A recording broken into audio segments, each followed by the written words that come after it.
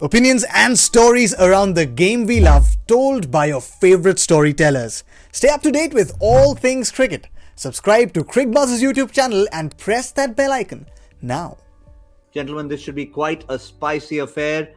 Virtual quarterfinal, which was not expected to be, Zahir, but it's turned out that way, which just makes it even more of a humdinger. Absolutely. Everyone will be watching this game very keenly. We'll have to see what kind of tactics also both the team bring, because both of them have lost their first encounter and know the importance of this match. New Zealand, you've seen the record. We often speak about India-Pakistan record in ICC in ICC tournaments and the World Cups, but New Zealand actually has an upper hand with regard to the history of the encounters which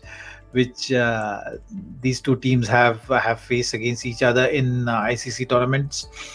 New Zealand have been winning most of the games. So if you look at this record, you know how much pressure Indian team will be walking in that match with. And yes, history no one really talks about in the team. But if you look at the recent past as well, be it the test format which they played, New Zealand had an upper hand. In the World Cup, they managed to win that crucial encounter. So all relatively fresh, with the similar kind of players playing those matches. So I think they will know that this opposition, you cannot take it lightly, and it's going to be a high pressure encounter. Looking at the history, DK, what do you put this down to? Because they're not quite the might of Australia. They don't have the flamboyance of the West Indies to come and blow you away. They don't have the solidity of this new look England side. And yet they seem to produce these results against India particularly. For a start, you have to understand that New Zealand, the population is very less and it is not their number one sport. Even in that country, it comes after rugby. So what it does do is there's a little less pressure compared to the other cricketing nations, which always helps in a tournament like the World Cup, where it's a multi-nation tournament and the rest of the cricketing nations come with a lot of baggage with them saying you got to do something special.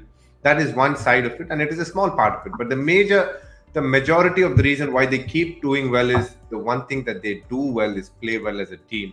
They never have big superstars or big names in their team, but consistently punch way above their weight. And that is, a testament to the quality of captains they've had for a period of time. The Stephen Flemings, the Brendan McCullums, the Kane Williamsons, a good leader. They follow their leader very, in a very, very loyal manner. Listen to all that is being said tactically as well. Follow it to a T.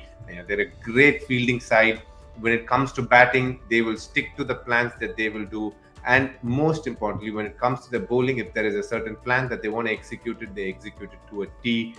And in this white ball format, T20 and ODI, they are the most improved team in the last decade or so. It's just as an example, if you take IPL, the number of players coming in from New Zealand playing the IPL has increased tremendously over the last 3 to 4 years, which goes to show that they're producing some quality cricketers in this format.